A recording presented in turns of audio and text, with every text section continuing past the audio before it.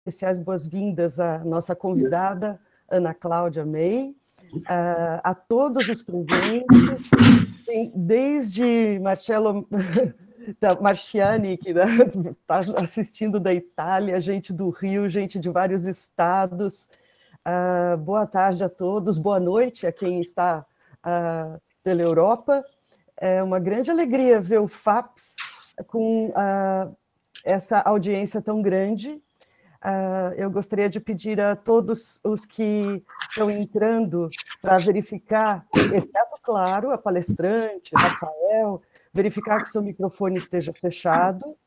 Pode abrir quando chegar a hora de perguntas, claro, mas para durante a palestra a gente ter só a voz da Ana Cláudia, não cães latindo, outras coisas, né? Então, bom, Ana Cláudia é a senhora da semiótica greimasiana na PUC de São Paulo, é uma autoridade na área, conhecida no Brasil todo, no mundo, é a grande representante da semiótica francesa na PUC, professora titular há bastante tempo, fundadora ativíssima. Tem na página do FAPES uma breve biografia, não vale a pena eu tomar tempo falando da Ana Cláudia, porque ela vai ter coisas muito interessantes a dizer. Ela tem uma carreira extensíssima, fez pós-doutorado com o Greimas na semiótica, obviamente, né, e é sempre muito ativa, muito produtiva, e é um grande prazer aqui a gente na USP recebê-la, que ela tenha nos dado a honra de compartilhar seu tempo aqui conosco. Eu gostaria de passar, então, a palavra à Ana Cláudia para a sua apresentação de hoje, que é intitulada O Saber e o Sabor da Leitura, do controle inteligível à cocriação sensível. Ana Cláudia, a palavra é sua. Muito obrigada, é um grande prazer te ver por aqui.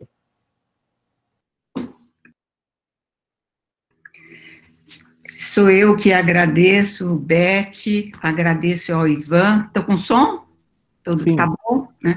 Agradeço o Ivan, agradeço ao Rafael, tão atento a todos os detalhes. Quero saudar a todos que aceitaram os nossos convites e estão conosco junto, numa época que falar de leitura e falar do sabor e do saber da leitura, eu acredito que seja da maior importância.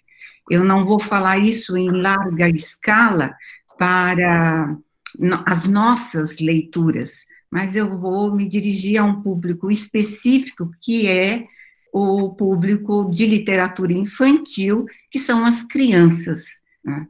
E aí eu gostaria de aproveitar a oportunidade para dedicar esta oportunidade que eu aqui faço uso para a minha professora de literatura infantil, que lá nos idos de 1973 me deu o gosto por estudar isto. É Maria José Paulo, que foi comigo depois uma companheira de pesquisa e até hoje, e ela deve estar entre nós, então, para que ela veja a minha gratitude nesse tema que nos é tão caro.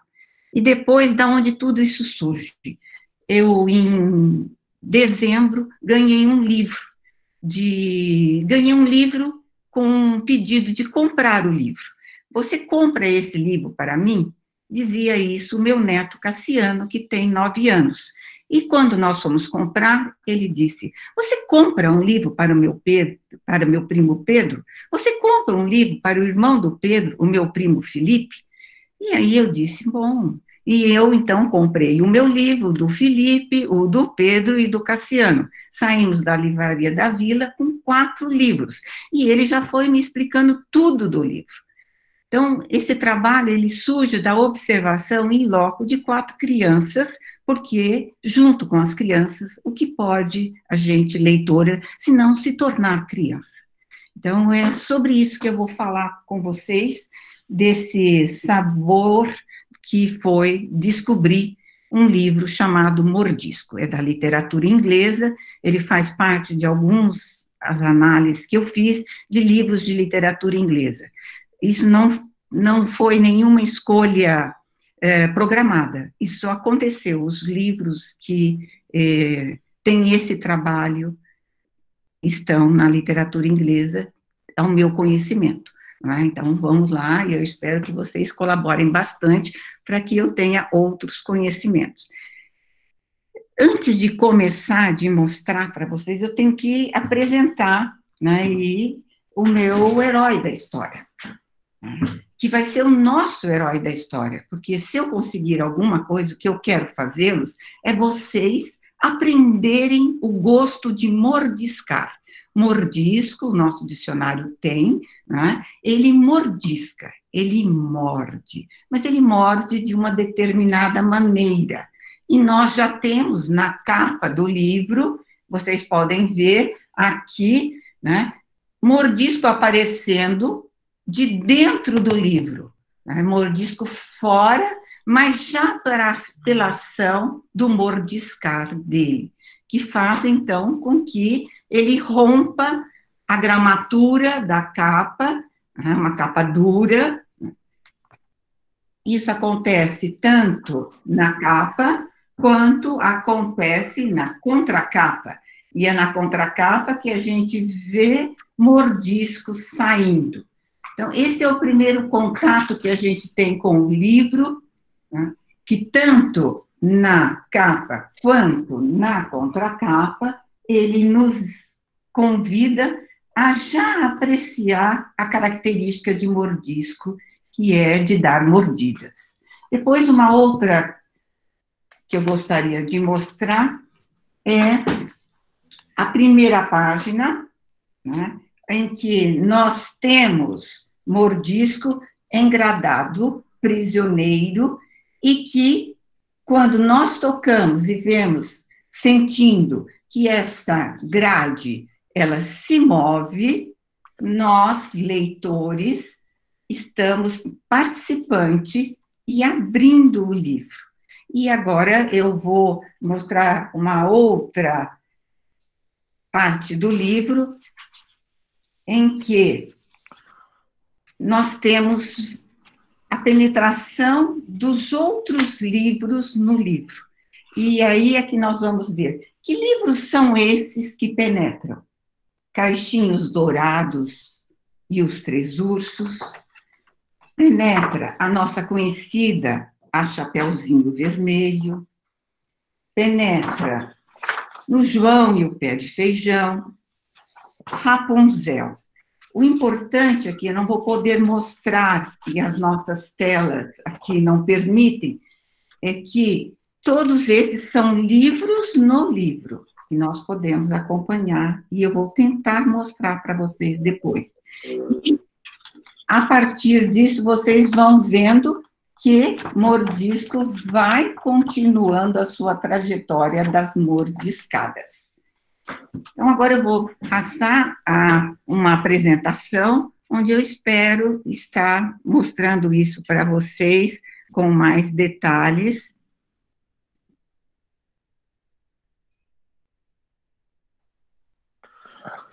Aí, só enquanto a professora está compartilhando a tela, como nós fizemos com o professor, com o evento do professor Henrique, agora durante a fala dela, quem for fazer perguntas pode se inscrever no chat, tá?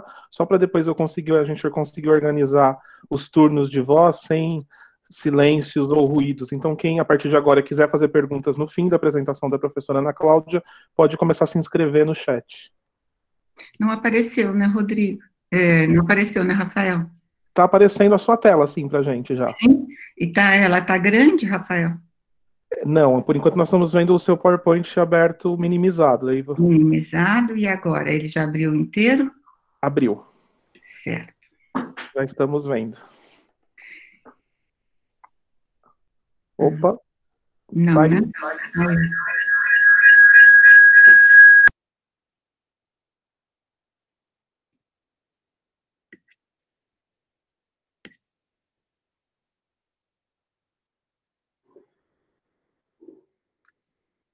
Só um pouquinho de paciência a todos, não sei por que ela não está rodando. Rodrigo também, qualquer coisa, nos ajude, Rodrigo Neiva.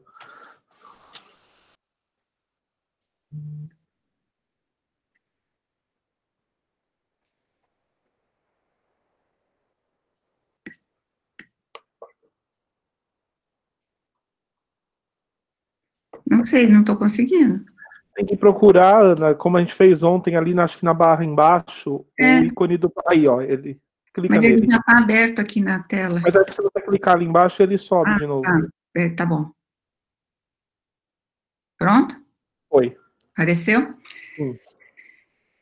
Aqui vocês podem observar melhor, né, esse saltar de mordisco de dentro do livro. E nós vamos vendo aqui como o nosso ler com as mãos também vai ser importante. Porque todas as advertências, elas estão no visual, no verbal, mordisco, monstro de livro, nas faixas sinaléticas, né, e nessa apresentação de manusear com cuidado e repetido, cuidado, esse livro morde, e aparecer centralizado a editora, uma editora Ciranda Cultural, e no livro, realmente ele não fica muito explícito se esse engradado é para Emma Yarley ou ela é a destinadora desse.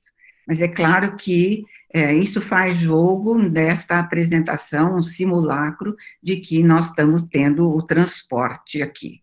Na contracapa, nós vamos ter outros elementos que já nos colocam um pouco de mordisco, porque vocês podem seguir aí o meu cursor, mordisco, que é procurado por crimes contra os contos de fada, ele é procurado pela Federação dos Contos de Fada, e é um cartaz, e que ele já pergunta para o leitor, você viu este monstro?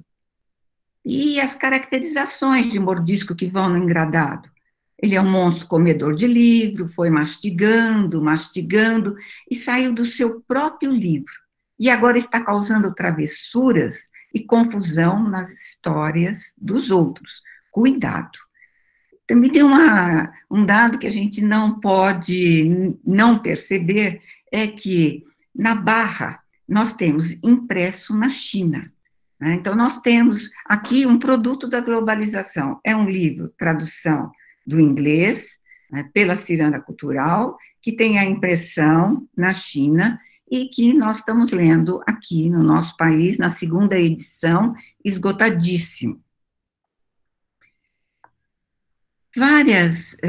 Vários cuidados vão aparecer no livro com outras semióticas. À esquerda, nós vamos ter a dedicatória, e a dedicatória é uma dedicatória guardada, né, para vovó e vovô de pertinho, e para vovó e vovô de longeão, com amor sempre. E o EY da nossa Emma Yarley, a autora.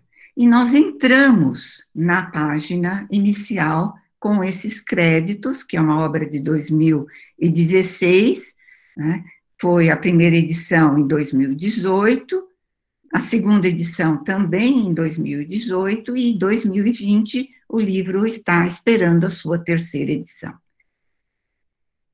O narrador nos coloca essa história sobre um monstrinho chamado, e ele vai usar todos os recursos da língua, e isso vai ser muito importante, pronomes, as reticências, para o leitor.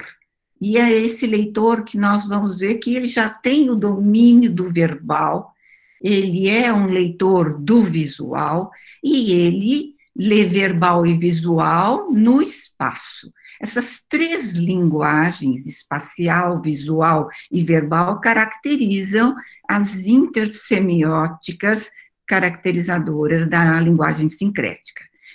O primeiro passo, então, gente, quando a criança abre o livro, ou o adulto abre o livro, e de lá, mordisco, com toda a sua expressividade, já salta, nós temos que esse chamado que vai caracterizar monstrinho mordisco, ele já é caracterizado pela primeira apresentação dele na ação, na narrativa.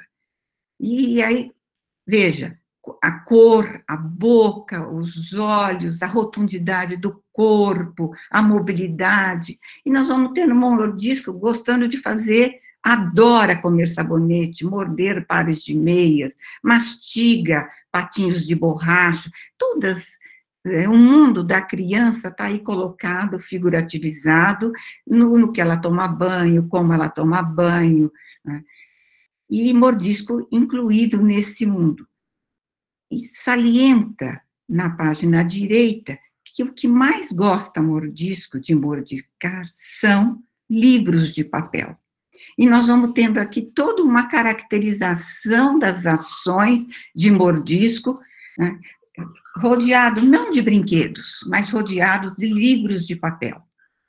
E esse narrador, ele fala, nos mostrando nessa comilança toda dele, e com um imenso prazer, e nós podemos até seguir aqui a expressão do mordisco, da língua levantada, se nós vemos esse traço da rotundidade da boca, em todos eles, o que nós vamos tendo é uma grande boca, e nessa cavidade bucal, né, é onde a gente sente o gosto, os livros penetrando. E o narrador, de novo, ele volta e diz, não, cadê o mordisco? E ele mesmo responde, ele comeu a página e fugiu desse livro. E nós acompanhando, foi embora. Depois de uma expressividade muito intensa das mordiscadas com seus dentinhos, que ele foi embora. Nós já olhamos aqui o outro lado da página, e é a primeira vez que isso aparece. Esse foi embora, não dá para a gente não ler que ele foi embora para um outro lugar, que parece que tem livros, está exclamando, ele foi embora com uma exclamação, que também na nossa língua ele foi em boa hora. Né? Então, também, o que estava acontecendo ali que faz? Eu acho que essa ambiguidade, ela vai colocando, e nós passamos para outra página, observando o mordisco passando do outro lado, já em dúvida, na planaridade da página, como é que eu rompo a página? Como é que eu passo de uma página a outra, não virando a página, mas atravessando a página? Esse atravessamento, essa penetração, já são características que nós vamos poder ver de uma dimensão de mordisco estésica. Nós vamos dizer que caracterizar mordisco como uma competência estésica que aparece na sua face, nesse corpo que tem grande mobilidade, nos seus olhos, 2 círculos brancos com traçados curvilinos de pupilas pretas, na sua boca, com esse traçado que eu mostrei para vocês também, em uma semicurva, que mostra a alegria, o riso, a língua sempre levada aos lábios, né, tanto para sentir o gosto como o retrogosto, os dentes pontiagudos em triângulos exóticos bem branco, e a orelha, ela se confunde, se a gente olhar um pouco, olha a orelhinha de mordisco, a orelhinha tanto é a orelha com um tracejado, mas também pode ser um chifrinho, que vai nos dar uma característica de mordisco entre anjo e diabinho, né? Esses traços qualificadores de mordisco também nos dão estados de alma dele. O amarelo vivo, seu entusiasmo, sua alegria, como a energia solar. As formas arredondadas e moldáveis, ele é esperto, ele é oportunista, pernas, braços, dedos móveis, flexíveis, caracterizam a agilidade, a sua astúcia. Os olhos dançantes em todas as expressões de quem é voluntarioso, tem sagacidade. Os dentes, as orelhas, chifres, pontiagudos para mordiscar, dando um estado de determinação, de persistência, mas também um estado de traquinagem. O caráter de mordisco, nós podemos dizer que ele é apresentado com alegria, com ironia, com malícia. Então, nós podemos encontrar desses traços uma ix corpórea de mordisco, né, que vai se exteriorizando a partir da movimentação das suas ações, com uma dinâmica ágil, astuciosa, diabólica, de quem gosta de, por caráter, de ser transgressor das regras, ter um comportamento irreverente e um estilo de vida, um modo de fazer que incorpora estilos de aventura, de um aventureiro. Toda a questão da boca é muito forte aqui no mordisco, e é a boca onde as impressões do sabor, né, são emanadas, contagiam esse órgão do gosto. E mordisco, ele mordisca livros de papel no intento de sentir o sabor, provando o saber dos livros, e um saber que tem sabor. Então, acho que aqui nós poderíamos ver que mordisco é caracterizado já como um sujeito competente para sentir e um sujeito modal, competente para degustar o gosto estésico dos livros. E nós temos ali que ele é um provador de sabores. Quando o narrador, voltando à questão de como a história nos é contada, esse narrador, quando ele pergunta, e nós vamos ver que é muito típico desse narrador deste livro, fazer perguntas. E ele está o tempo inteiro levantando perguntas, que também de um lado, manter a ligação, a conexão com o leitor. Ah, não, cadê o mordisco? Ele comeu a página e fugiu deste livro. Esse pronome aqui é muito importante para nós, porque o pronome foi deste livro. Qual livro? O de mordisco. E ele saiu para onde? Ele saiu para um outro livro. Vejam que nós acompanhamos essa saída pelo rompimento da página, como eu falei, o bidimensional se torna tridimensional e mordisco cai em uma grande biblioteca, onde nós reconhecemos o Mágico de Oz, Quero Meu Chapéu de Volta, O Cavalo e o Menino, A Bela e a Fera, enfim, Peter Pan, grandes nomes da literatura infantil. O narrador continua usando a mesma estratégia, e ele fala para o seu leitor, sabe onde está mordisco? E ele pergunta para o leitor, justamente o leitor que está vasculhando a biblioteca, às vezes reconhecendo, eu li História de Babá, eu li A Pequena Sereia, mas o que a gente vai vendo que do livro vermelho que ele atravessou, e eu vou seguindo, ele vai entrando num livro, ele vai entrando no outro livro, todas essas pegadas que vão ficando, o leitor vai passando, e ele reconhece, foi embora, nós tínhamos visto com uma certa ambiguidade, foi em boa hora, mas foi embora daquela cena, daquela página, para um outro livro. Aí nós vamos tendo abaixo Pinóquio e Mordisco entrando justamente no Cachinhos Dourados e os Três Ursos. Mais abaixo nós vemos Mordisco de novo aqui. Enfim, essa visita que o leitor faz na biblioteca, ela mostra o fazer ativo de Mordisco enquanto um devorador do gosto dos livros. Também ele tem uma outra questão que ele vai apreender. Ele aprende que o leitor que mordisco tem hábito de leitura, que ele tem um gosto pela leitura, que ele aprecia ler e produzir sentidos. Então, esse entrar e sair dos livros também é abrir e fechar um livro. Virada a página, né, quando nós temos lá, esse mecanismo de encadeamento da biblioteca, nós vimos ele entrar no livro, Cachinhos Dourados, e agora nós temos aqui Mordisco na página direita, que é a página perceptiva mais forte, onde a gente encontra, nós temos Mordisco dentro do livro de Cachinhos Dourados, e os três ursos voltando para casa. Tudo isso já faz parte. Se a criança não leu esse livro, pelo universo, a escolha, né, do universo de escolha, são livros clássicos dos contos de fada. Né?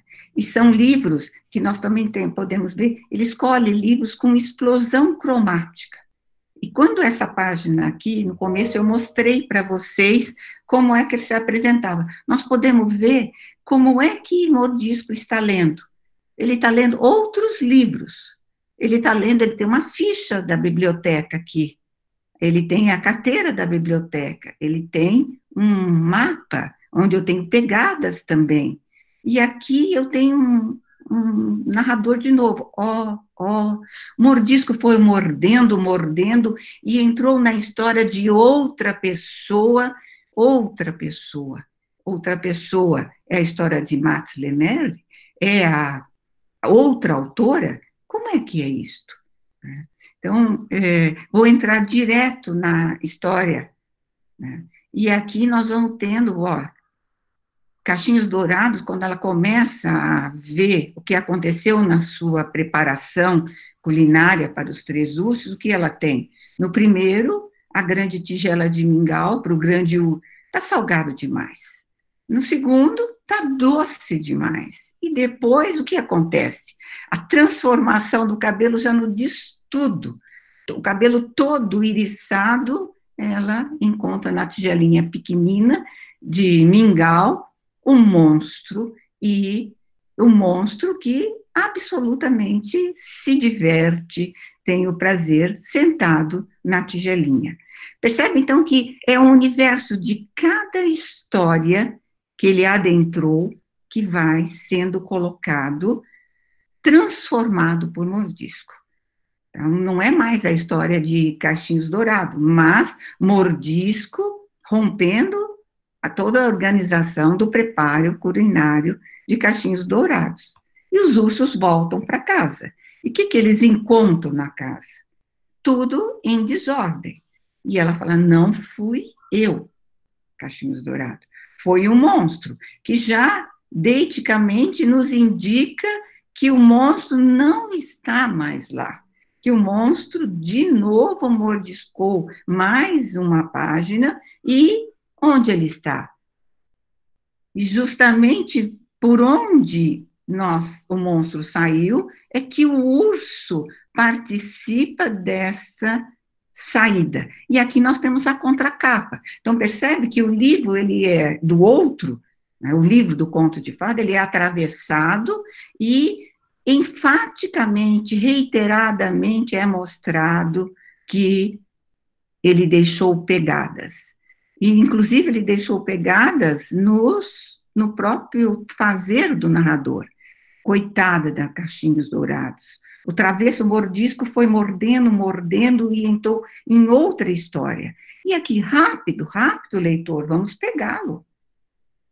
E nós passamos para a direita aqui, e aí nós já temos a expectativa, nós vamos entrar no Chapeuzinho Vermelho, mas na capa, de novo, um embate. Se nós observarmos, o corpo da Chapeuzinho Vermelho se defronta com o corpo de Mordisco, com a capa, que já está dentro do seu livro. Mas nós temos outras presenças aqui de livros. Nós não podemos ler bem, mas fala, será que ele algum dia é o lugar dele, ou ele vai dentes em novas aventuras? Quem é que pergunta? É o mesmo narrador? É a mesma obra? Como é que estamos? E entramos na obra aberta do Chapeuzinho, com relação com a obra anterior do Cachinhos Dourados e a obra seguinte, que também está aí colocada. E nós vemos aqui, Chapeuzinho não segue na história. Quem segue para a casa da vovozinha, nas profundezas da floresta, é o Chapeuzinho Vermelho Mordisco. E aqui nós temos a entrada dele na ambientação da casa da vovó. Né? E essa ambientação, nós vemos que o lobo está no lugar esperado. Né? O Chapeuzinho bateu na porta, entrou, a vovó parecia muito estranha. E mais estranha agora vai parecer a conversa. Eu pareço estranha? A vovó diz. E o Chapeuzinho? Ela não parece nem um pouco certa. Ó, Chapeuzinho, que patinhas lindas e macias você tem. E como sua barriga faz um barulhão quando ronca. E que dentinhos mais pontiagudos. O leitor já está se divertindo, né? Porque Mordisco responde, é para morder melhor. Né? E, virando a página, nós temos na janela, Chapeuzinho desesperada, me deixa entrar, essa história era para ser sobre mim.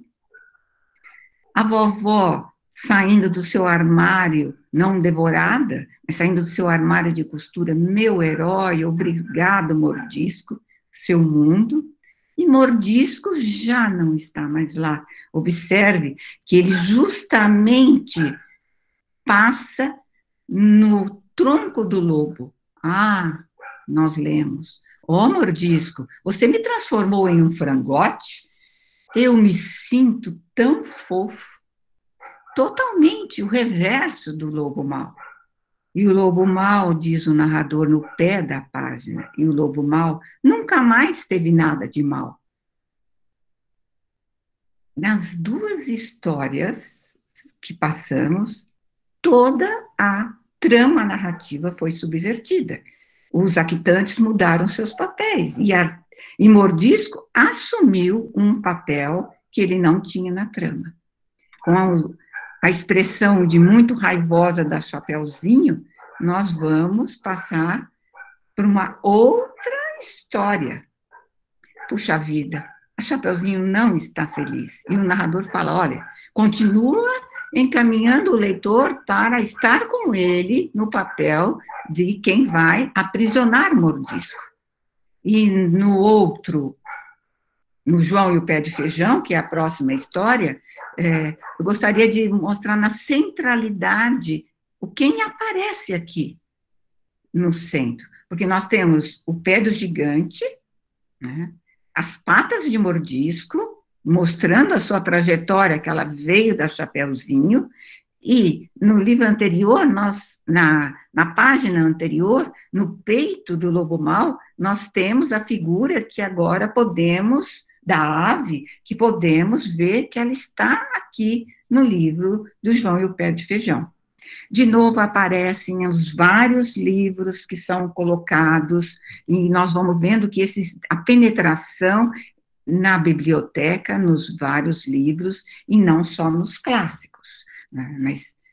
E entrando no clássico, nós já vemos o mordiscado e a ação do que acontece. A organização cromática em diagonais, a diagonal é uma tensiva, né? E cada uma dessas cenas, o gigante se senta e ele tem a galinha dos ovos de ouro aprisionada. Mas alguma coisa não está muito certo, ele se senta sobre Mordisco, que lhe morde o bumbum. Ele absolutamente grita, e ao gritar, se levantar numa espontaneidade de quem sofre a dor, a galinha foge da gaiola e o gigante passando, nós vamos, olha os elos de ligação de cada sequência, o gigante vai atrás da galinha que já passou para o outro lado. E nós terminamos com esse urro dele, volte aqui. Mas a galinha já está longe, já está longe. Você vai pagar por isso, seu vândalo comilão, né? Ufa, essa foi por pouco mesmo, João Pé de Feijão voltando para o seu mundo. E quando João sobe em um pé de feijão gigante em seu quintal, ele encontra lá em cima a casa do gigante. Mas agora o gigante rabugento ficou lá. Agora, será que o João vai libertar a pobre galinha? E será que vai chegar em casa a tempo do jantar? Eu repito as perguntas, porque essas perguntas são as perguntas que estão na contracapa, mas eu já estou entrando na outra capa, que é do Rapunzel, em mais uma penetração. Em Rapunzel, eu não vou entrar em Rapunzel, porque tem a celebração viva. A galinha dos ovos de ouro finalmente está livre. Olhe só quem está levando o mordisco de volta para a história dele. E aqui nós temos um impacto. Puxa, a galinha de ovos de ouro, uma das lactantes do conto de fada, vai salvar as agressões de mordisco dos contos de fada. Ela vai levar o conto de fada. E no meio dos livros, nós vamos passando mordisco pendurado. Aqui tem um índice muito importante para o leitor. Não pode passar despercebido que mordisco e a galinha dos ovos de ouro têm o mesmo ouro cromático, né?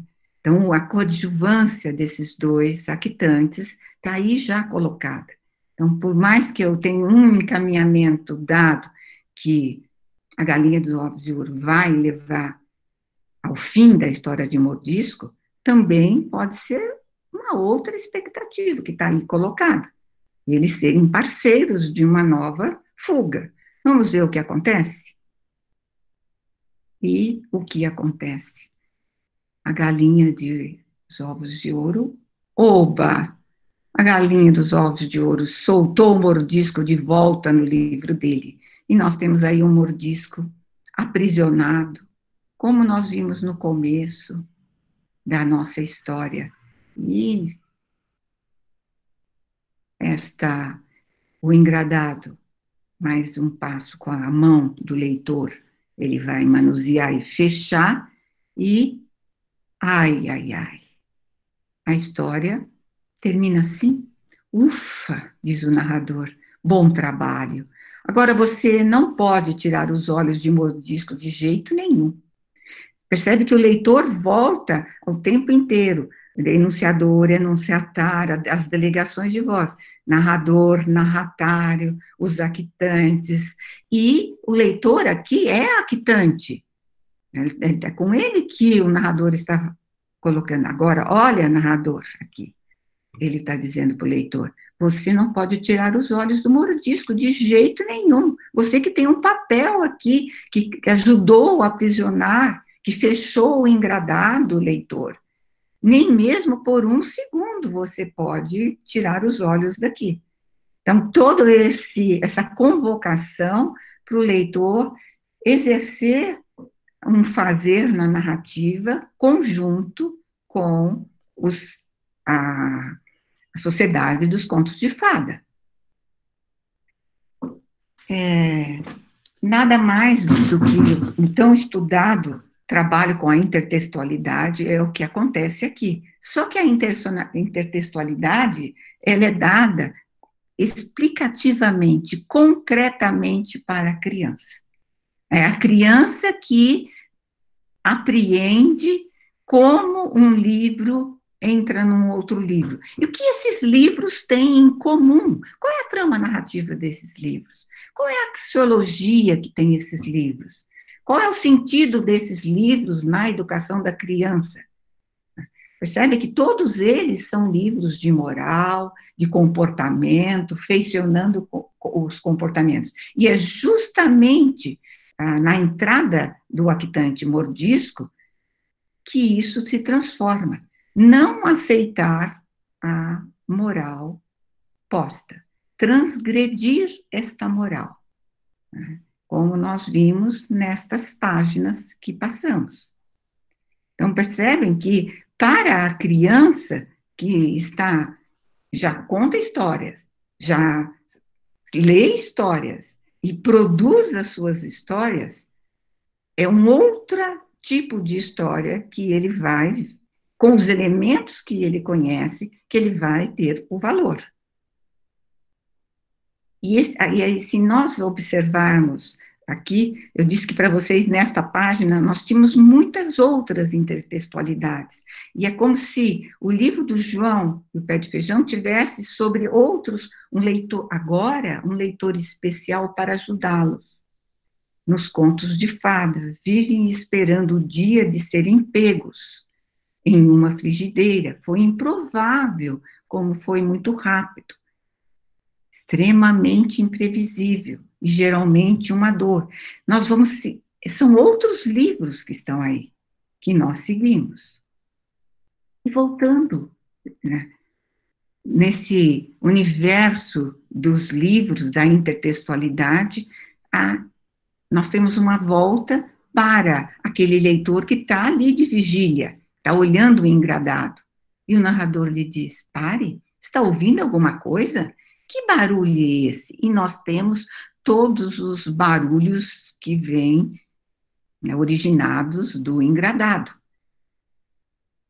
Pare, está ouvindo alguma coisa? Que barulho é esse? Quando o leitor vira a página, mordisco, não, de novo não.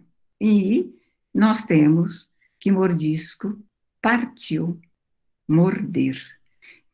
Percebem que aqui os narradores, não mais um dos contos, não mais um que estava guiando o leitor, mas o narrador de Mordisco se explicita e vai contar a sua própria narrativa a partir deste momento em que ele mordiscou o engradado e partiu. E nós vemos alguns elementos muito importantes da narrativa.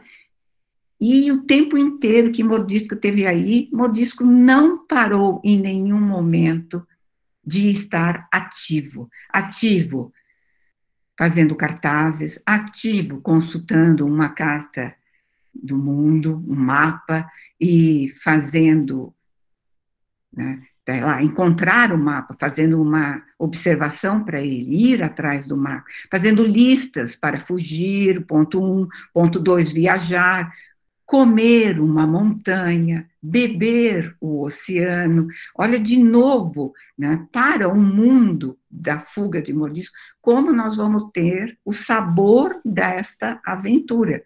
Pegar a Rota 62, visitar uma biblioteca que ele define como um prédio cheio de todos os tipos de livros, né? E aqui é muito importante, porque não são só os tipos de livro de morais, como os contos de fada, mas todos os tipos de livro.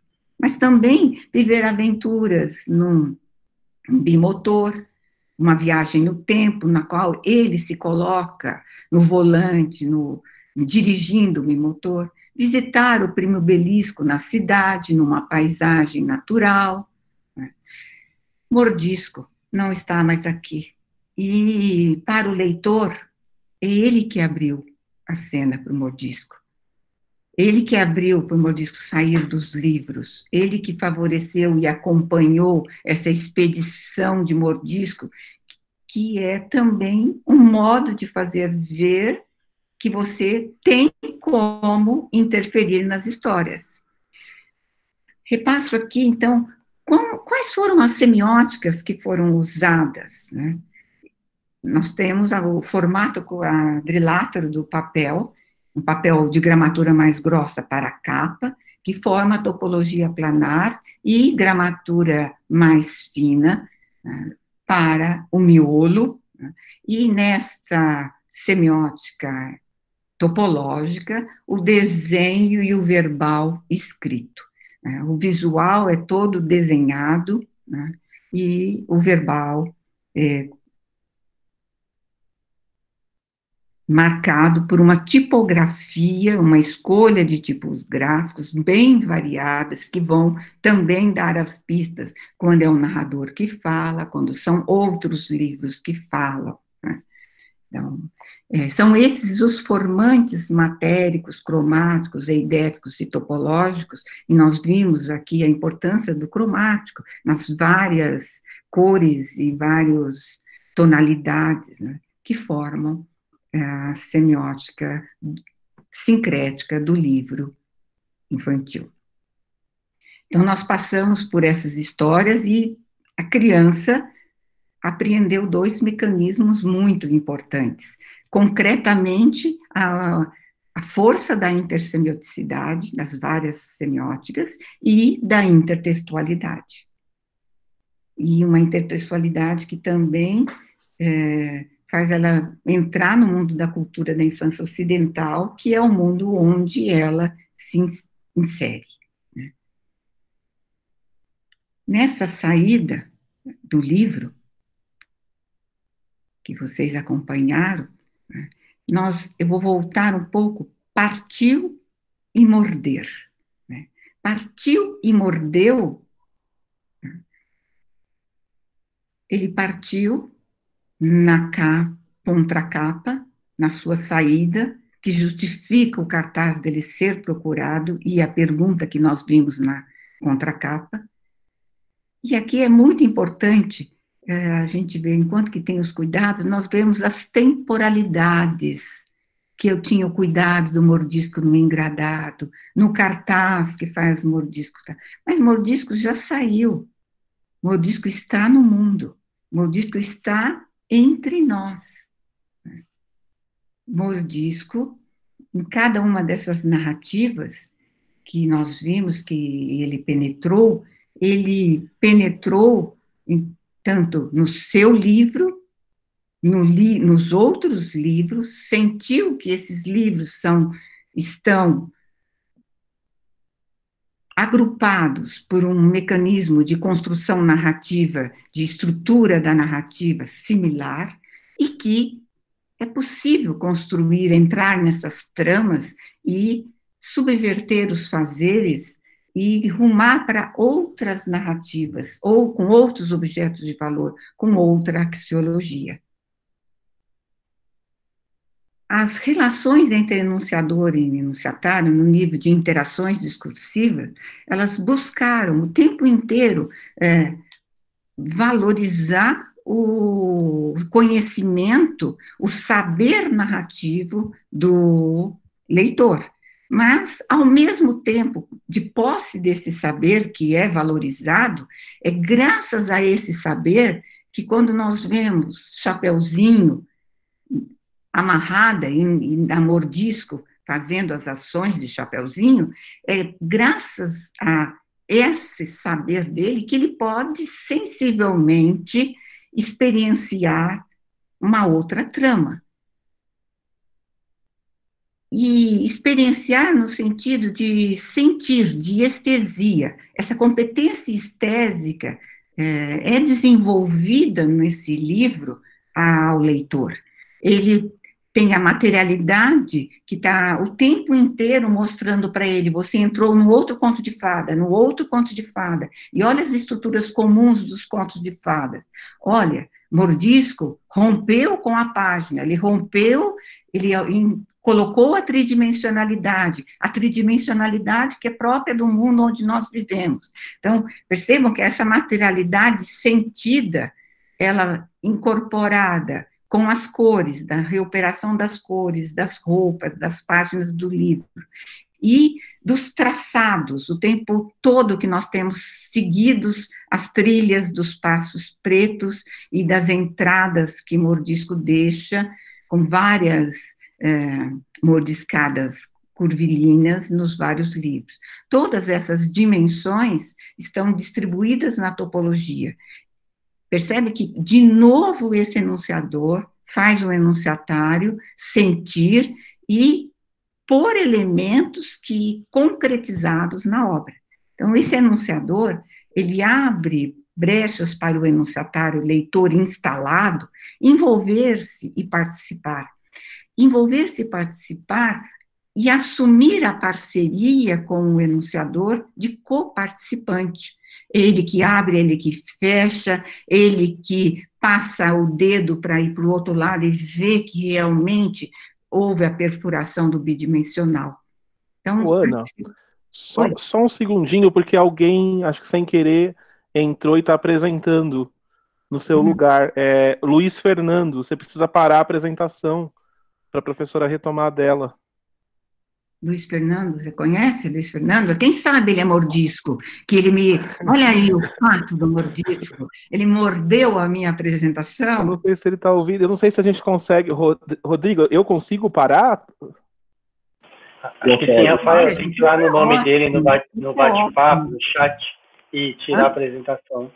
Deixa eu ver se eu consigo fazer por aqui, que eu não sei se ele está nos ouvindo. E a gente está vendo as conversas dele, inclusive. Luiz Fernando...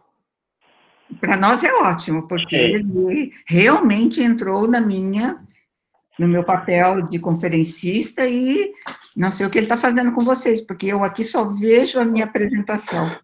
Eu tirei ele da sala porque eu não tinha outra maneira de... Então, professora, agora a senhora precisa fazer aquele processo de novo, de apresentar... Porque saiu da tela. Apesar que não. Peraí. Acho que tá aqui. Tá aparecendo para vocês? Não. Tem que fazer de novo mesmo. Tem que fazer de novo? Apresentar agora ali.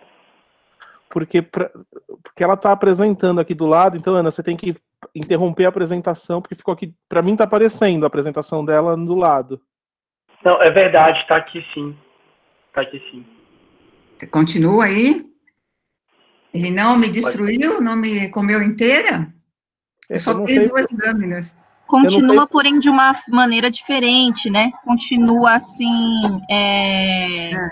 como um dos participantes, não fica na tela principal, então talvez seja melhor tirar e recomeçar. Acho que é melhor você interromper o compartilhamento, Ana, e recompartilhar.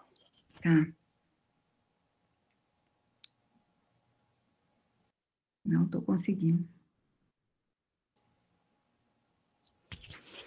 Pessoal, só dá para a gente ver a apresentação escolhendo lá no alto, onde tem as pessoinhas, 176, 177, clica, vai ter 2 telas no nome de Ana Cláudia, uma é a apresentação, é só clicar na apresentação dela.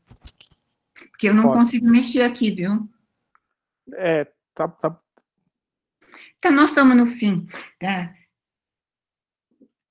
A gente está vendo o slide enunciador e enunciatário, depois o saber da narrativa. Nesse que não. Porque é importante, porque o saber da narrativa é muito valorizado. É o conhecimento que esse leitor tem dos ingredientes da estrutura narrativa que faz o sabor do sentido. É a partir daí que ele, desse conhecimento, de saber usar, dele ter um domínio inteligível sobre a estruturação da narrativa, que ele passa ao seu universo de cocriação. Na cocriação, nós sabemos, né, eu estou usando aqui um modelo do Landowski, tanto que nós podemos ter 2 vetores muito fortes. De um lado, a escola, né, que leva a essa aprendizagem, que desenvolve, tem todo um processo de desenvolvimento da narrativa e do seu aprendizagem, e a família, né, que incentiva a ler junto, dramatiza e faz. Então, de um lado, esse uso, esse domínio inteligível da estrutura narrativa estaria, né, do lado da programação e da manipulação. Existe uma grande força da estimulação. Você lê, você escolhe os livros, você faz visita na biblioteca, você resenha. No tempo da pandemia agora, você conta o livro numa apresentação para o colega. Tudo isso faz parte dessa programação da escola de aquisição dos ingredientes da narrativa. E isso é muito importante, porque esses ingredientes da narrativa já mostrou Greimas que é um dos universais, presente em todas as manifestações. Acho que o Fernando voltou, professora. Nossa. O Luiz Fernando, está escrito, Luiz Fernando está apresentando. Desculpa ter entrado, é porque está uma bagunça aqui, ele está bagunçando o trabalho de vocês. Esse mordisco. Cadê o mordisco, Luiz Fernando? É só fixar a tela, fixa a tela, seleciona a tela da Ana Cláudia da apresentação e fixa. Não deixa, não, resista, seja co-criativo, esteja aqui comigo no ajustamento, dê asas à sua imaginação, qual é o próximo passo para você subverter a intromissão na tela? E é justamente desse sentir junto e desse desenvolvimento estésico que Mordisco leva a uma outra tipo de narrativa, o nascimento de um outro tipo de narrativa, que a gente pode até colocar como um acidente, mas seriam as leituras do mundo que Mordisco, qualquer leitor, é levado a efetuar. Então, eu espero não ter... Eu tinha um filminho ainda para folhear, mas eu não sei se eu passo para vocês, porque os livros de Mordisco continuam, né? Mas eu talvez possa entrar com isso quando nós formos discutindo, tal, se tiver tempo, eu volto e mostro isso. Agora eu vou sair da apresentação. Se eu estou... E vou voltar aqui. Se nós tivermos oportunidade de voltar, eu faço a demonstração. Tá certo. Obrigado, Ana. Obrigada, a atenção de todos. Nós temos 2 pessoas inscritas por enquanto, então quem quiser também ainda fazer perguntas, não sei se eu perdi, porque eu fiquei também nessa indo e vindo, tentando aí. Mas, então, primeiro eu vou pedir para a professora Norma, ela está ainda na sala?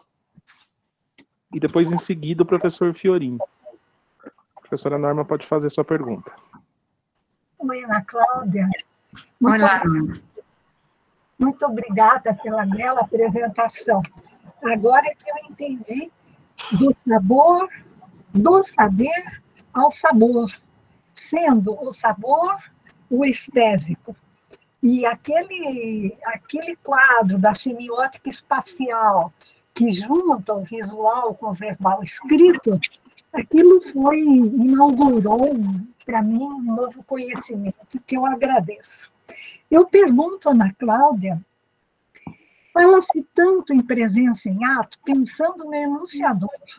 Será que, nesse livro Mordisco, eu posso pensar que a presença em ato está privilegiando a leitura em ato? A leitura em ato? E você ressaltou ao longo da apresentação que o narrador pergunta ao leitor, não é?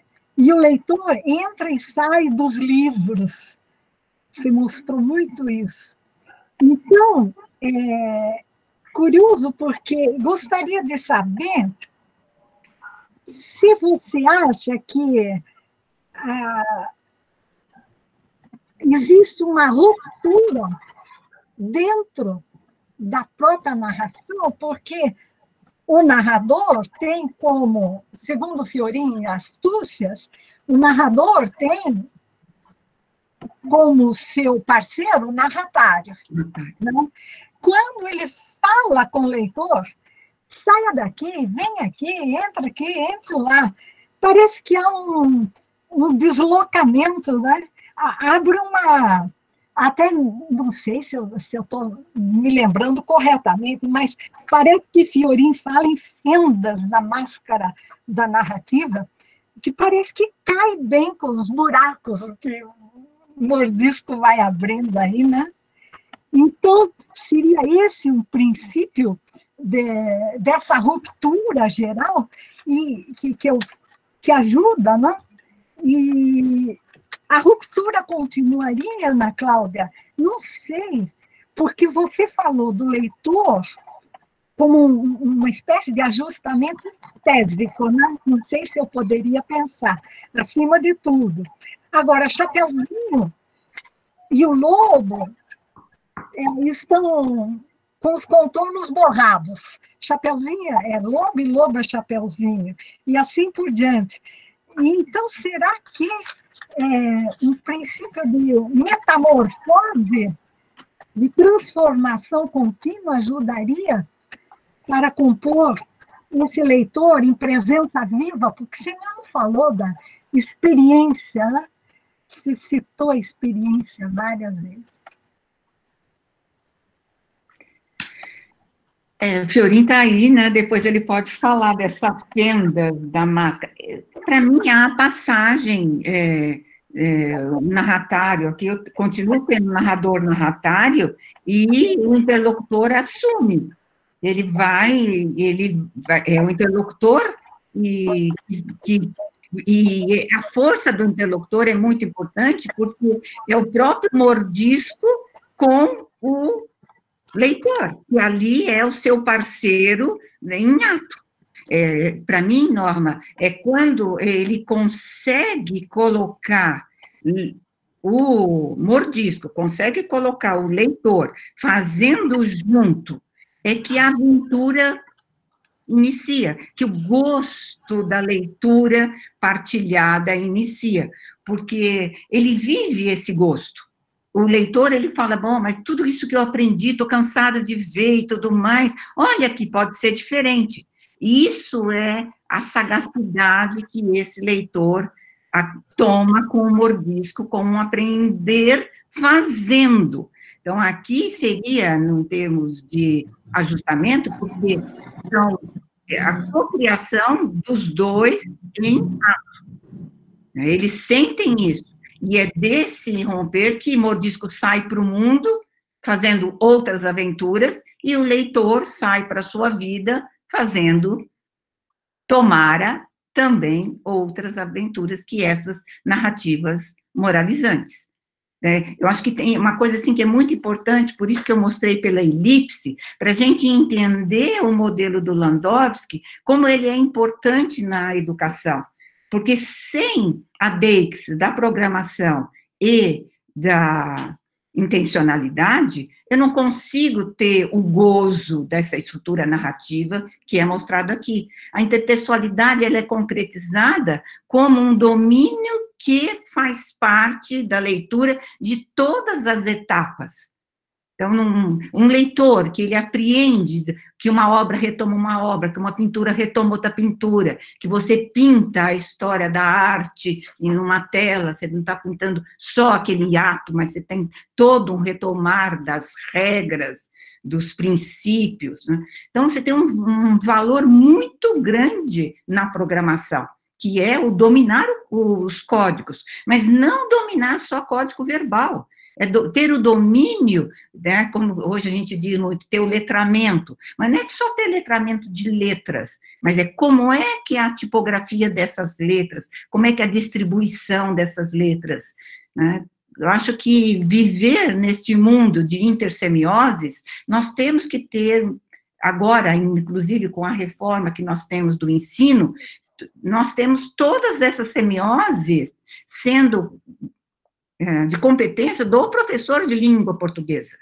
É ele que trabalha com arte, é ele que trabalha com outra língua, é ele que trabalha com os usos linguísticos, ele trabalha com oralidade. Então, também esse professor tem que ter um desenvolvimento de competências semióticas muito larga para poder ensinar. E as crianças vivem neste mundo, né? Jogam, leem, jogam, e nós temos que trabalhar com esse universo intersemiótico. Se tiver, para mim, a presença, a estesia é fundamental, mas agora, se tem uma fenda da máscara aí, só Fiorin para me ilustrar bem, mas eu te agradeço muito a intervenção. Mas você falou em elipse? Na elipse? Na elipse? Não entendi, não. Na elipse que Landowski prevê, você citou agora na sua fala elipse. Sim, porque ela não é estática, não é o quadrado estático. Não eu tenho que articular, e é uma maneira de eu desenvolver mais, por exemplo, as estruturas narrativas, quanto mais eu vivencio esse criar, produzir sentido com as minhas próprias narrativas, deixando solta a imaginação, a caracterização de um personagem, experimentando novas maneiras. Veja que todas as lógicas que nós temos, espaciais e tudo, elas são rupturas da lógica linear. E eu experimento isso, é muito importante eu experimentar para eu criar com a estrutura. Valeu, obrigada. Obrigado, professora. O professor Fiorinha, ele está na sala?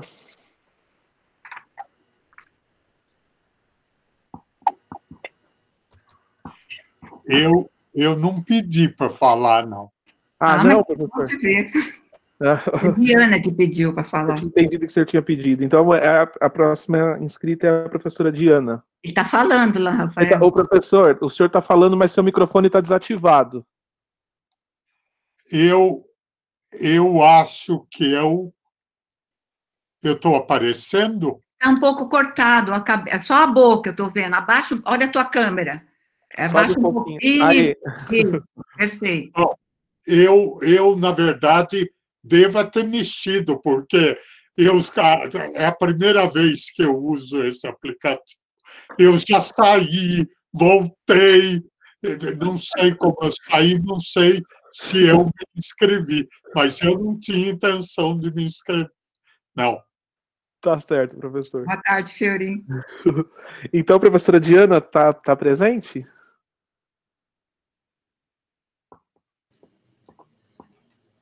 Agora estão me escutando? Agora sim. Diana, boa tarde. Oi, tudo bom, Ana Cláudia? Que bom te ver. Tudo bom. E a gente, atualmente, só de ver as pessoas já fica tão feliz. Certo? Bom, Ana Cláudia, eu achei muito, muito interessante esse trabalho com esse livro. Não conheço esse livro, fiquei encantada com ele. Vou ver se acho já para minha neta, certo? Achei uma maravilha. Agora, o que eu queria te falar é o seguinte: uma coisa que você não mencionou, e que está ligado com o que eu quero falar, na cena final do livro, na página final, tem partir, morder, no pedacinho. Só que está tampado o P e está tampado o M. Estão tampadas as duas letras. Então, fica artir e order. Não, Diana, tá vendo? Quando você, o leitor... é porque no seu estava tapado, eu achei. Então, eu achei que tinha ido uma coisa aí, mas de todo jeito vale para o que eu quero falar, que era, a hora que você mostrou, não aparecia nem o P nem o M. Sim. Certo? O P e o M desapareciam ali, ficava só o fim. É como se fosse a última, mordisco, é a última fala, mordisco partiu, morder, que é a ação dele no mundo. É o que ele vai fazer, Bom, partiu para morder.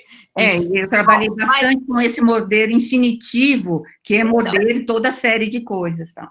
Mas o que eu queria falar um pouquinho mais era da questão dos temas, das figuras, dos valores aí do livro, que você falou bastante, mas que eu queria pensar no seguinte, quer dizer, de uma certa forma, esse livro traz essas duas leituras, claras isotopias. Uma da brincadeira, da arte da criança, certo? E outra,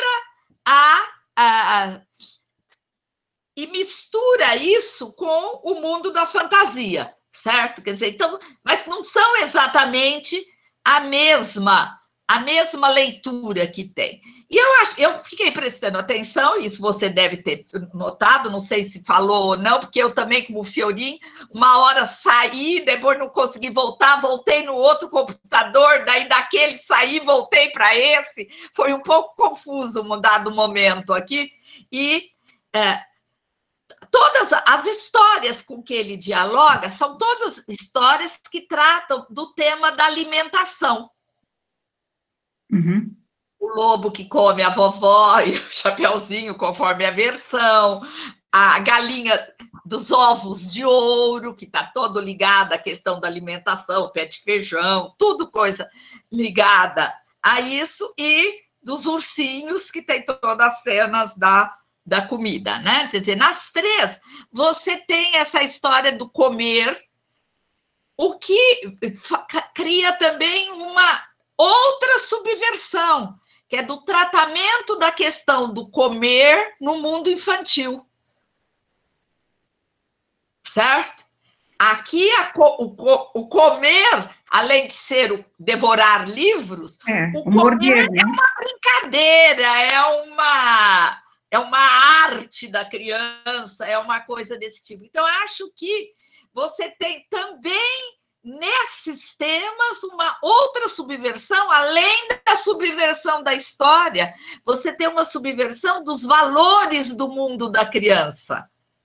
Uhum. E nas histórias, é muito interessante, quer dizer, que quando ele altera o final, ele sempre ele desagrada o protagonista da história, né? O sujeito da ação principal. Ele não é contente porque ele ocupou o lugar do sujeito da ação. Né? Mas, veja, o lobo mau, em vez de comer, de uma certa forma, ele come a galinha dos ovos de ouro que entra na barriga dele, certo? Ela entra na barriga dele, mas ele se transforma de mal em bom. Certo? Um lote, não sei se é bom, ele é um frango que se transforma um fofo. Não, tem uma hora que diz, ele nunca mais foi mal. Mas é da página. Então, mas ele se transforma. Quer dizer, então você vai na história da galinha, todos eles, o protagonista fica infeliz com o final, mas por perder o papel de protagonista, o papel de sujeito transformador, e ao mesmo tempo o final transforma, muda o sentido da história, quer dizer, do mesmo jeito que mudou o sentido da alimentação e do mesmo jeito que ele já parte disso, morder, devorar para livro e para comida, né?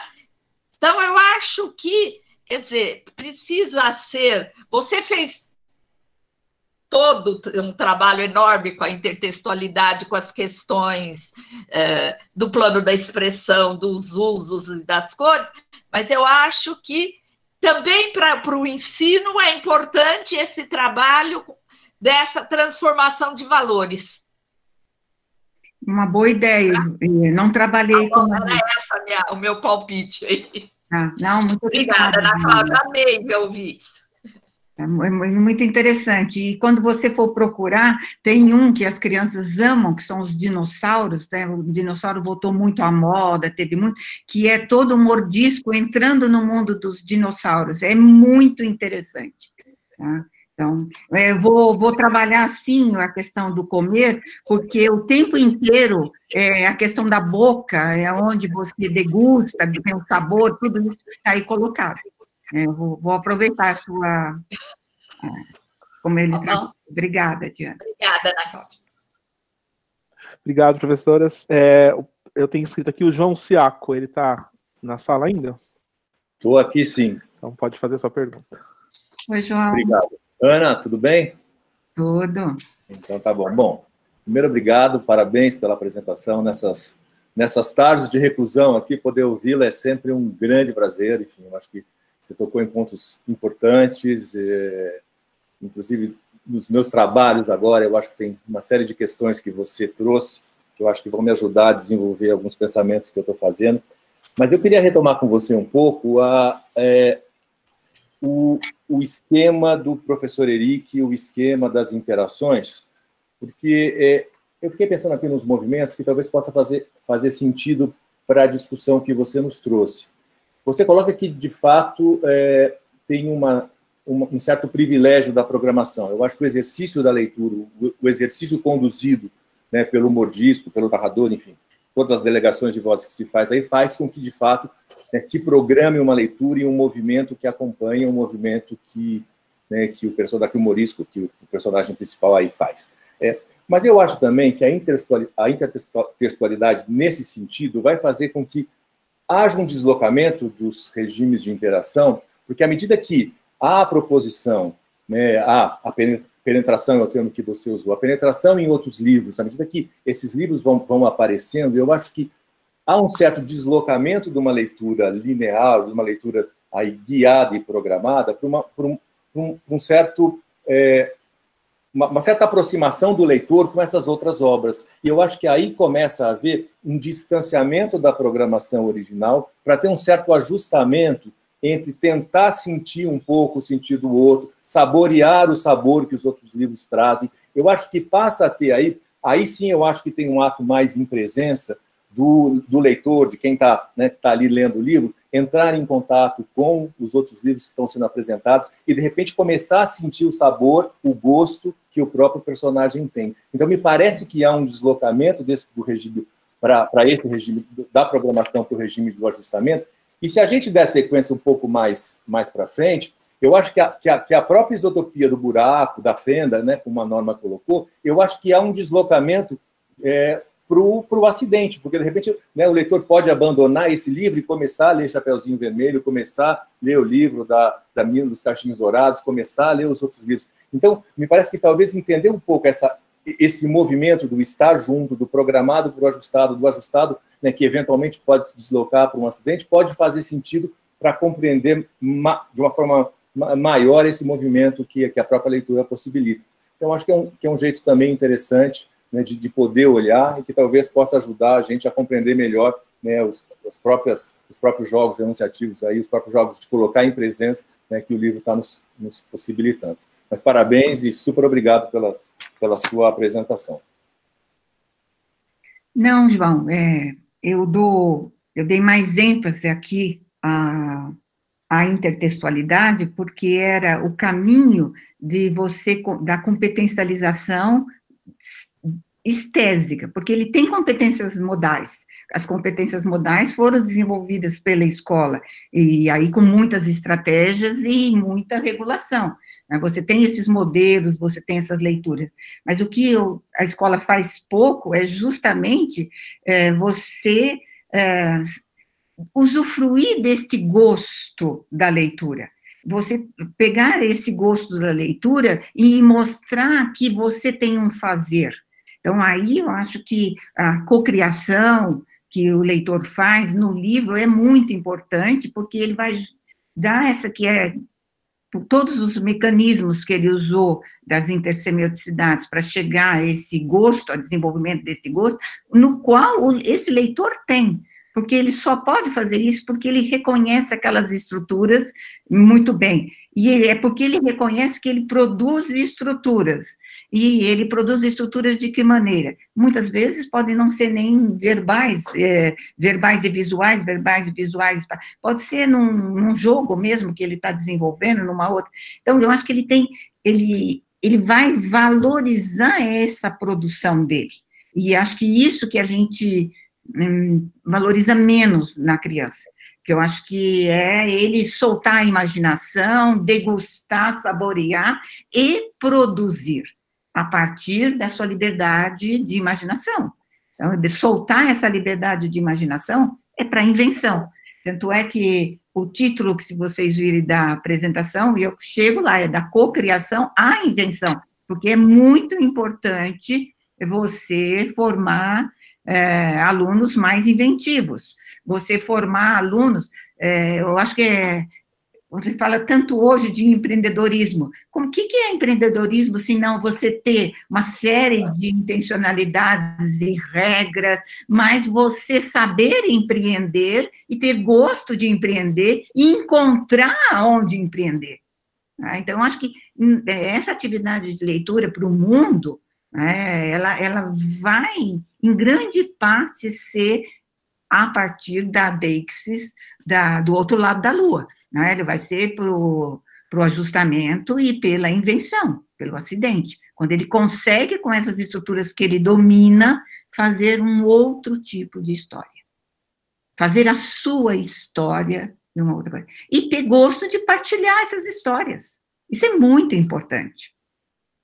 Quando a gente tem os clubinhos de leitura das produções e tudo mais, nós entramos nessa partilha das produções. Eu acho que é por aí mesmo, João. Por isso que eu falo que a elipse do Landowski, ela me permite esse trânsito e mostrar as gradualidades e a interpenetração delas, ativando esse leitor-inventor, esse escritor-inventor, valorizando isso. Obrigado, professora. A Marília Jardim? De Londres, Marília, como vai essa capital londrina? Ai, professora, obrigada, foi muito bonito a sua fala, a sua análise. O que eu queria perguntar é uma coisa que está me coçando aqui, desde que eu vi o nome que você deu à sua fala, que é o Saber e o Sabor, que em português tem um jogo super interessante nessas palavras, mas elas não se mantêm em todas as línguas. E eu fui ver, quando você começou a falar do livro, eu fui ver qual que era o livro em inglês, e o nome do monstro é Nibbles, que é muito diferente de mordisco, e eu acho que a ideia do morder é muito diferente da ideia do Nibble. O Nibble, para quem não sabe, é uma pequena refeição, quando você pede um belisco, seria o belisco a tradução. E enquanto você estava falando, eu estava pensando nisso, do poder da tradução, podemos falar nas programações e nos acidentes da tradução. É uma grande tradutora, Marília. Obrigada, é uma grande tradutora, ela. Mas pensando nisso, então, das programações e dos acidentes da língua e das traduções, e como esses significados ou viajam ou se transformam no processo de passar uma história de uma língua a outra. Queria que você falasse um pouco disso. Outro tipo de tradução, né? No texto verbal eu falo disso, ela chama-se Nicole, como que ela chama a tradutora? Monique Dorazio, né? E aí, está vendo, quando você volta e você tem o mordisco que morde, e aqui você tem o beliscar, né? Também ele belisca, porque a maneira como que ele vai na página, pelos dentes, é um ato de beliscar, mas é o ato de beliscar. A Diana levantou a isotopia da comida e ela está presente, né? Como é que você belisca? Como é que você faz? E aí tem a educação da criança, você não belisca o tempo inteiro. Você almoça, você janta, também tem toda uma questão aí de programação da alimentação que está. Agora, a tradução, ela é muito bem feita em termos de uma língua para outra e em termos de escolhas dos termos, né? Até no começo eu falei, nossa, mas tem mordiscar em português, por que que ela foi para a isotopia de escolher morder? Mas é porque a ordem final do mordisco é morder. Ele vai sair para o mundo no morder, e morder no sentido da devoração. Ele devorou os contos de fadas. Tá? Acho que tradução é muito isso. Quanto mais a gente faz exercício de tradução, a gente vê que é um exercício de trair mesmo, para encontrar a maneira de dizer na língua, que é aquela maneira do pensamento ser traduzido. Eu acho que tem toda uma inventividade também, e um desrespeito até, mas é no sentido de cobrir aquilo que é para ser dito numa outra língua, que tem uma outra maneira de dizer. Encontrar, não é trair, traidor no sentido, mas de encontrar na outra língua essa maneira de dizer. Eu acho que é uma problemática que está aqui mesmo, e quando a gente mostra a literatura essa que faz tanta penetração aqui, só dela conseguir fazer isso, é porque ela deve... em termos também da adequação linguística, ela deve ser do vocabulário, do semantismo, do uso das situações comunicativas nossas, né, para nossas crianças. Obrigada, Marília. Se você achar o livro, me manda uma copinha dele, se você achar o livro. Ai, obrigada, professora. Quando a gente puder sair de novo aqui, eu vou procurar. Assim, vai ter um tempo. Obrigada, professora. Obrigada a você. Obrigado. Eu não tenho mais ninguém inscrito. Alguém mencionou no chat que queria fazer uma pergunta por escrito. A pergunta não chegou, não sei se a pessoa ainda quer fazer. E se mais alguém ainda tiver alguma pergunta, quiser se manifestar, a Beth, o Ivan, não sei se eles querem fazer algum comentário também, mas os inscritos aqui acabaram para mim. Bom, eu peço licença então, pode ser? Eu queria agradecer pela palestra, que, nossa, deliciosa. Ela teve, além de uma passagem concreta de um mordisco para ilustrar claramente ali, ela trabalhou no sentido da competencialização estésica pela análise semiótica. Então, eu acredito que a Ana Cláudia conseguiu fazer, na palestra de semiótica, o que ela estava analisando no livro do mordisco. Uma palestra que incita o prazer da análise semiótica e da leitura da análise semiótica. Muito prazeroso. Parabéns e obrigada por essa contribuição. Uma tarde muito gostosa aqui. Eu gostaria de saber se mais alguém quer falar alguma coisa, fazer perguntas. A gente, no tradicional, está no horário de acabar. Não sei se a Ana Cláudia pode um pouquinho mais, se alguém tiver mais perguntas. Estou à disposição. Tá. Teve uma observação por escrito, que ela não fez a pergunta, ela me mandou aqui, ela fala, você observou que a degustação, o gosto é o do mais profundo sentido, o estésico mais aprofundado, que se dá na cavidade bucal e tudo mais? Acho que sim, na esteira da imperfeição, eu observei isso, e é todo aqui esse sabor que vem não era uma mastigação, é de uma apreciação do livro, do gosto do livro e tudo mais. Acho que sim, mas eu gostei de ver a pessoa, não guardei o nome porque eu estava apresentando, e aí não... mas muito obrigada aí da lembrança, que eu não fiz, mas está relacionada, sim. Uhum. Alguém quer falar? Eu cortei. Vou olhar o chat, se tem alguma manifestação. Muitos agradecimentos, parabéns. Uhum. Carla Andréa Schneider, que falou, Ana Cláudia. Sim. Carla Andréa Schneider. Ok. Bom, então, talvez nós possamos... bom, antes de agradecer... Deixa eu ver o que apareceu. Tem uma pergunta aqui, não tem? Tenho, do fazer do enunciatário. Aqui já saiu. Uhum. Então, você acredita que o fazer do enunciatário, de se tornar, quase ao fim do livro, o guardião do fazer do sujeito, pode ser interpretado como um fazer moralizante? Ele é revertido, poderia ser se ele tivesse realmente guardado o mordisco que a galinha dos ovos de ouro devolveu para o enguardado.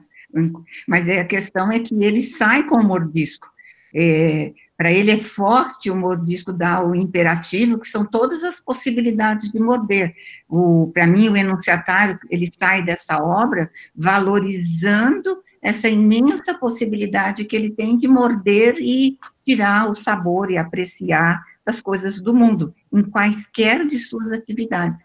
Acho que é muito importante a gente tratar a leitura enquanto produção de sentido, né? Então, ela assume muito mais o sentido que ela tem em semiótica, a construção do sentido em quaisquer das suas modalidades. Então, ela é uma produção.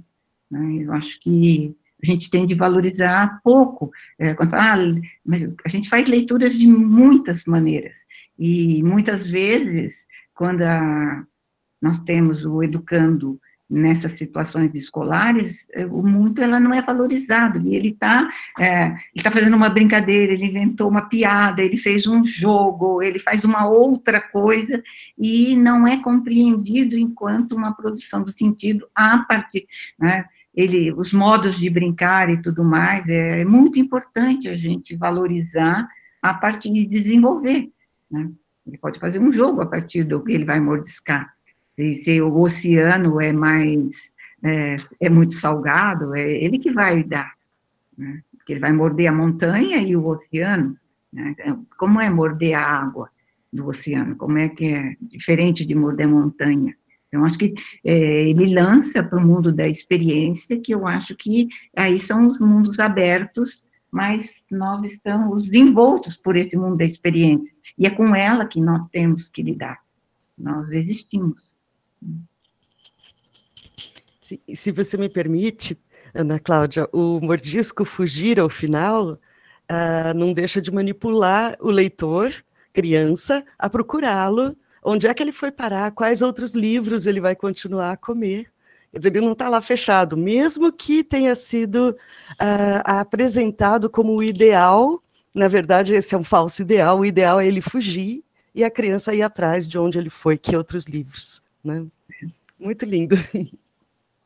Vê o do dinossauro, que é muito bonito também. Né? Quando você descobre um osso e você começa a brincar com os fósseis e a entender que tem história que guarda uma porção de coisas, e você começa a inventar fósseis para que os outros descubram.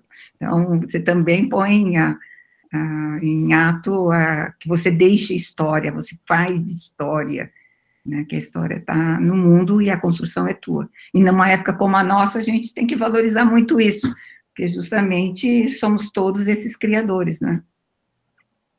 Então, precisa valorizar. Uhum.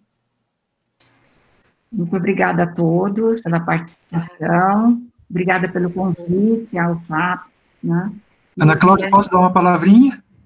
Claro, Ivan. Então, mais uma vez, em nome do grupo, quero agradecer muito a você por ter aceitado o nosso convite, por ter vindo, por ter preparado essa bela apresentação para nós. Aprendemos um bocado de coisa. Eu descobri a obra de que você estava falando, a obra que você estava analisando, eu não conhecia, e eu acho que ela é encantadora para quem quer que descubra, assim, logo no primeiro contato, ainda mais com um contato explicado, raisonné, como você acaba de expor para nós. Então, foi muito prazeroso te escutar, e a gente aprendeu muita coisa ao te ouvir, analisando aquilo que você estava lendo. Então, eu agradeço muito, particularmente, pela tua participação, Ana Cláudia. A gente teve um sucesso de público extraordinário hoje. Olha, eu estava só um pouco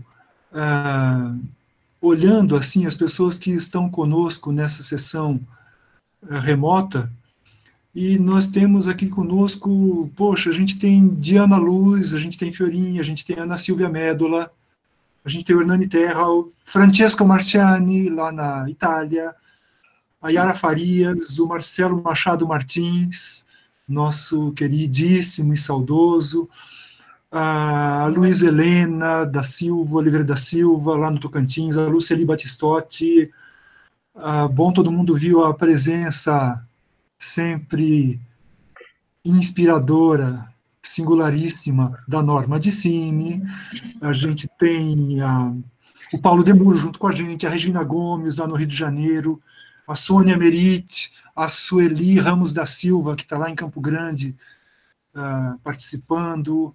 E, enfim, a lista, a gente prolongaria bastante a lista, quer dizer, já nos deixa com muita alegria de ter a participação dessas pessoas junto conosco, assim como os demais. Estou só dizendo dos nomes de amigos próximos, que são muito queridos para a gente.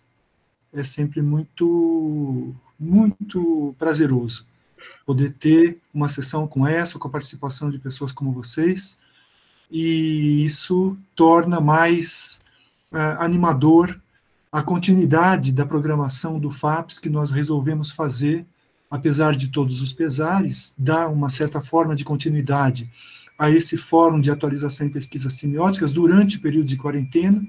Nós não sabemos por quanto tempo vai se prolongar, mas é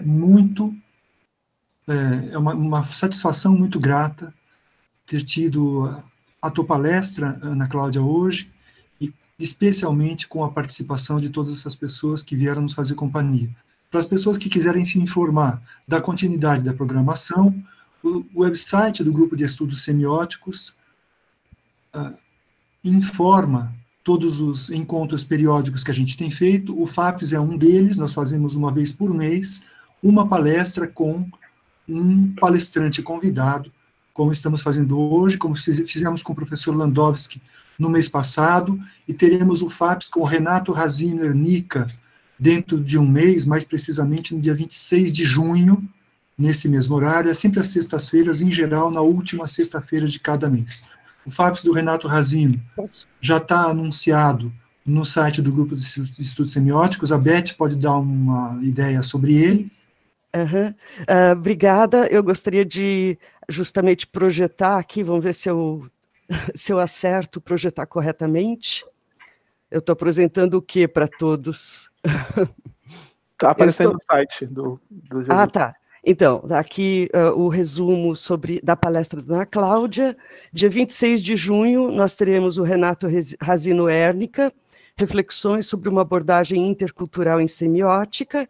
O endereço do FAPES, né, do site, se você procurar em semiotica.fefeleste.usp.br, vai ter toda a programação, e escolhendo lá dentro você encontra o FAPES 2020, né, dentro dele tem a palestra do professor Landowski, Ana Cláudia, o Renato, que será no mês que vem, às 14 horas, também de maneira à distância, como a gente conseguiu, com os meios que foram acontecendo, como a gente foi se retomando, tá? Então, acho que podemos agradecer. Beth, eu só acrescentar um detalhe nessa questão, eu coloquei o link da página que você mostrou aqui nos comentários, tá? Para quem quiser acessar essas informações.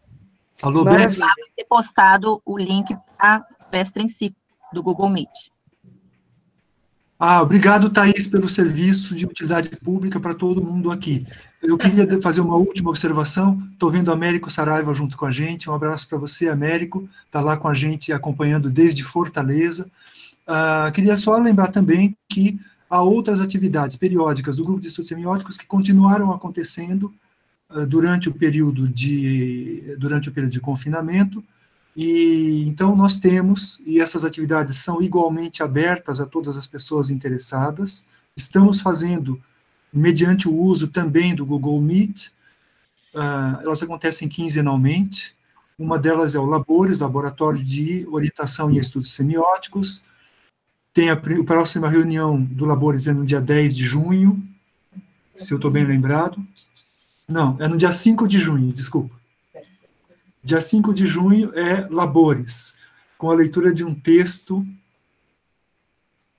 São leituras e discussões, é um texto da professora Diana Luz, justamente, no dia 5 de junho. E no dia 10 de junho, nós temos o Laborino. O Laborino também acontece quinzenalmente, é o grupo de estudos de leituras introdutórias. E no dia 10 de junho, nós temos a próxima reunião do Laborino, lendo um texto da professora Lúcia Teixeira. Não sei se a Lúcia Teixeira está aqui com a gente hoje. Um texto da Lúcia Teixeira sobre um rinoceronte e uma cidade.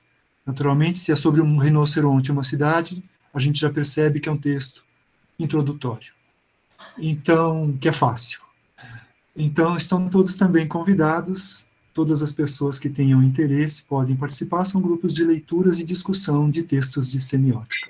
O Labores com leituras, digamos, de intermediário para avançada, e o Laborino é um grupo que nós fazemos regularmente, destinado às pessoas que estão criando as bases na teoria semiótica. Estou me referindo à semiótica narrativa e discursiva da Escola de Paris. Muito obrigado, Ana Cláudia. Eu vou deixar a Beth concluir nossa sessão. Só insisto, muito obrigada a todos os presentes, obrigada, Ivan, Rafael, pelo super apoio nos contatos.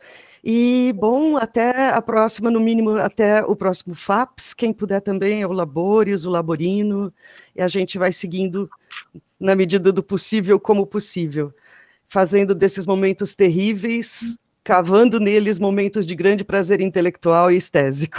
Muito obrigada, Ana Cláudia. Obrigada, um abraço a todos, até a próxima.